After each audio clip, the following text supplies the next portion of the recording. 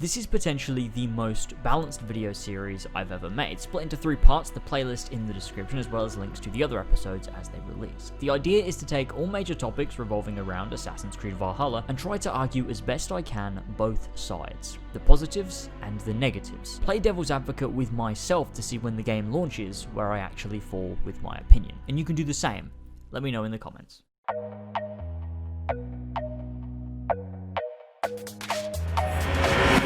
In the previous episodes, we've discussed a multitude of Assassin's Creed Valhalla topics, the pros and cons of open world, mythological elements, the AC mythos, the combat, modern day, and parkour. And today we wrap up the 3-part mini-series with some more interesting topics. If you've not seen part 1 and 2, they are linked down below along with the playlist for the whole series. The game is really only a matter of days now from being released, and soon we'll be able to dive in and get the answers for exactly how it tackles all of the topics I've talked about thus far. And without further ado, let's continue with my excitement and concerns for Assassin's Creed Valhalla.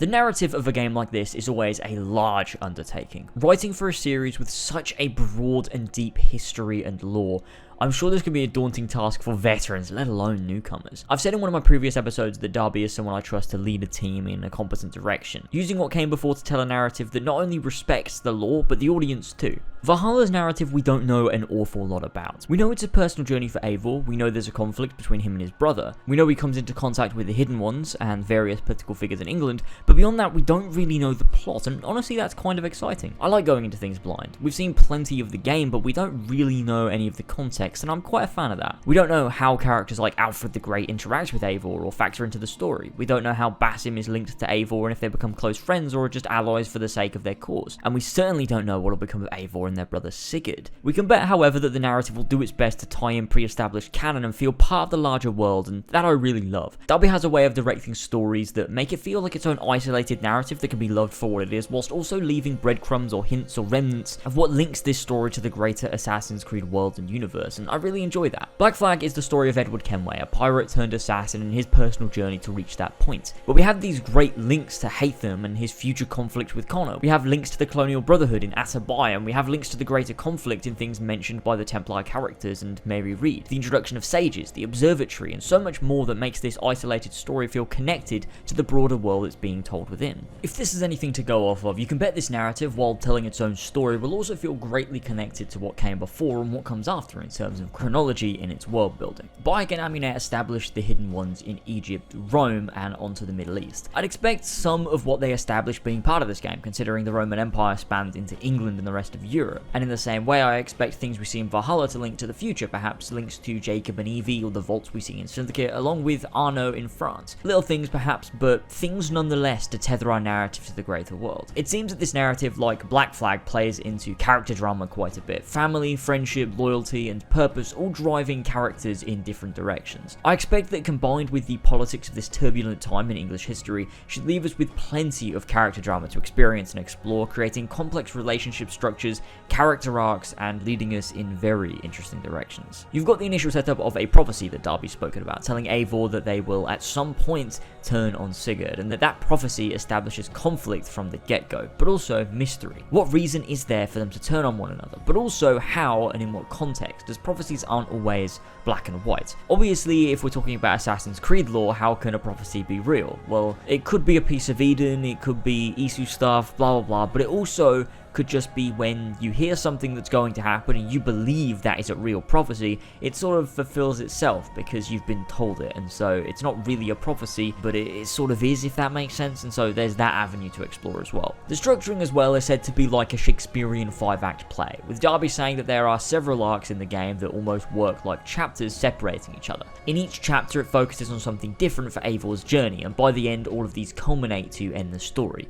A structure I think not only serves an RPG to give it direction and make it feel like a story, but also favors Assassin's Creed. I always loved how Assassin's Creed wasn't fully just open. It was open, but it was guided in a sense by memory sequences, incrementally giving you more to explore, see, and do. Opening the world space with every new chapter along with progressing the story as well, instead of it just being one big chunk of game from start to finish. I enjoyed the chapter structuring of older Assassin's Creeds, and what they're doing with Valhalla sounds fantastic. There's the added fact that all the characters we'll care about or want to talk to will be around our setup settlement. One thing I love about older Assassin's Creeds in their modern day is that you can leave the Animus into a central hub and chat to important characters and build a connection, learn more about them. Applying this to the settlement in the Animus means we'll be able to head back there at any time to talk to all of our important friends and family, our crew, and people who can give us more information. It's a brilliant way to allow optional dialogue and also allow a connection for us to the people around us. I'm honestly surprised this has never been done before in the franchise. Despite the direction and ideas of the narrative being pretty damn great, I almost get a sense that the game doesn't know exactly what it wants to be. Now, of course, this could easily be a fault of the marketing being all over the place, and I'm aware of that, but I can't say that I'm not concerned. We have this personal journey for Eivor, potential of Assassins and Templars being heavily present, we have the politics of the world, we have Eivor's Viking life and family, we have fantastical elements in Asgard and such, we've got the side stories and people you meet in the world, serious narratives, the settlement stories, recruiting cats, fighting mythical bosses, and a lot of those elements all feel like they don't gel for me. And that does leave me feeling slightly concerned that the game isn't quite sure of itself in a narrative and tonal sense. Games always have a ludonarrative dissonance. Nathan Drake kills hundreds of guys in gameplay, but in cutscenes it's a different story, and that's fine. Games are like that, and that's the nature of this medium of storytelling. With Valhalla, it's sometimes a matter of immersion being broken, going from a meaningful story conversation to fighting a boss that's 3 times the size of you, swinging about a massive club or axe. It sort of just makes you realize, shit, I'm playing a video game and this is really silly. The tone and vibe of gameplay just almost doesn't match the narrative they're trying to tell, or at least seeming to want to tell, and it's a bit rough. Gameplay and narrative are always going to have that dissonance, but I feel like it's almost too much here at points, and almost comes across as funny.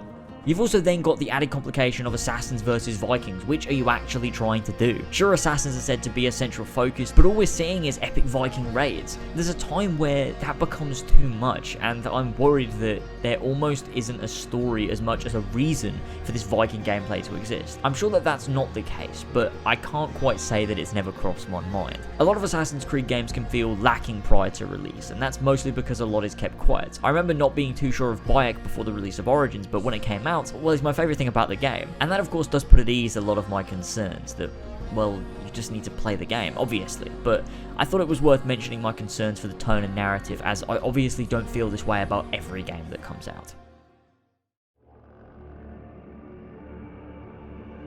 DLC for Assassin's Creed is usually hit or miss. For the past few years we've had 2 major expansions for Origins and then for Odyssey. One focusing on the history, setting, assassins being much more grounded, and then the other being centered around the mythology of the period. In Valhalla we're getting 2 expansions, neither of which actually focus on being fantasy, which is honestly pretty shocking. By including Asgard as this optional part of the game, they've freed up both DLC slots to be focused on far better elements of the game. Both take us to new locations, which is fantastic. The game already had us visit a multitude of regions in Norway, England, and North America, but now we get the additions of Ireland and France in the expansions. The setting of Ireland is super interesting, of course very similar to England but with slightly different culture. Taking us to Dublin and the surrounding areas, we get to experience a new location with its own politics and vibe. With a story about setting up trading with the people that live there, and getting to experience that whole side of things is super interesting as a setup. They also do dabble a bit in mystery here, with it being focused on Irish folklore, but it doesn't go too deep into fantasy, which is ideal and interesting for sure. The other DLC being the famous Viking siege of Paris, a super interesting location, looking beautiful and allowing us to take our clan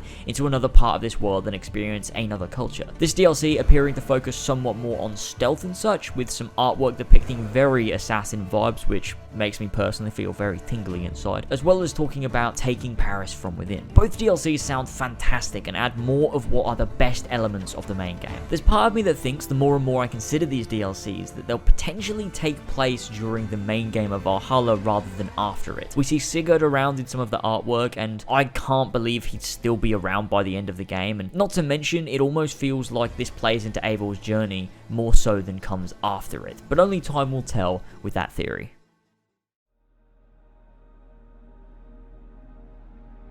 There is the other side to this, however. What if these are sequels? What if they are set after the main game? Does Eivor remain a regular Viking? Is there no character evolution? Does he just continue to pillage and raid and nothing changes? I honestly find that somewhat hard to believe, and if that's the case, then it's pretty disappointing. Edward changed after the main game. He left the Caribbean with his daughter to be an assassin. His arc was complete for that story and ended definitely. Everything you play after the main game took place before the ending of the main game. It's the Animus being the Animus, and so I hope this DLC acts like the post-game Black Flag content, that Eivor's journey does end on a definitive note, and that the DLC takes us back to his days as a Viking, and almost work to pad out the main game upon replays years later, similar to the DLC in something like Fallout. I'm also concerned as to what these are focused on. There's a lot of raiding and discovering new lands, which is cool, but I expected this game to slowly move towards being more heavily involved with the Assassins and Templars, and it seems that these DLCs focus on neither, but instead more a Viking fantasy, which leaves me feeling slightly underwhelmed. From the marketing, it seems these DLC pieces are focused more on the setting and the history and the epic spectacle of it all, rather than being about Eivor and their personal journey and the narrative that's being told. How do these DLCs add to the story? How do they make a meaningful impact on our protagonist and their allies? Sure, this could be something that will be explained within the DLC, and that's of course a possibility, but it's odd to me that Ubisoft seems to market a lot of this game's content with it being incredibly gameplay and concept heavy, rather than showing how it makes a meaningful narrative contribution, given Assassin's Creed was formed on a very narrative based foundation. I'm not hugely worried about any of this, as it's just early days, and all they really wanted to do was market what's coming with the Season Pass. But I can't say I'm feeling entirely confident, despite looking forward to quite a lot of what will come post-game. With everything said and done in this series, it's easy to think that I'm just overly critical or, on the other side, overly naive. Maybe both are true in some cases, but I try my best to be as balanced as I possibly could. Assassin's Creed is a franchise that I really loved. I grew up with it through my teenage years, and it's the first time I really felt a narrative strike me in a particular way, and I'm sure a lot of you agree with that as well. I don't have many expectations for Valhalla. I used to do, not for Valhalla, but for this brand in general. I had high expectations of what it could do because, well, I'd saw it achieve that before. So when Assassin's Creed 3 rushed Desmond's ending and fumbled its ancestor, I was disappointed. When Unity was released with a badly paced story and millions of bugs, I was disappointed. When Syndicate tried to be a comedy and when Origins failed to be a deep origin, and when Odyssey threw brand integrity and identity out the window for a shallow role-playing game, I was disappointed. With Valhalla, I feel optimistic yet skeptical, just based on the past. There is a lot on paper that I really love. The settlement, the world exploration structure, the amount of narrative threads, the assassin history and lore. Weirdly enough, the modern day that in recent years has been entirely misrepresented has me feeling optimistic. That being said, the clunky looking combat, the marketing being all Vikings and Norse mythology, the bugs and animation issues have me feeling wary. With that all being said, however, I do think I will enjoy Valhalla. I feel almost as if this game is made for people like me in a sense, trying to appeal to this new audience they've built whilst reintroducing things that us old fans will love. Social stealth, instant hidden blade kills, a settlement, and all those things. I really hope I enjoy Valhalla, but even if I don't, I'm sure it will be an odyssey that I won't forget. I'm so sorry. I don't know why I ended on that. It just kind of felt right.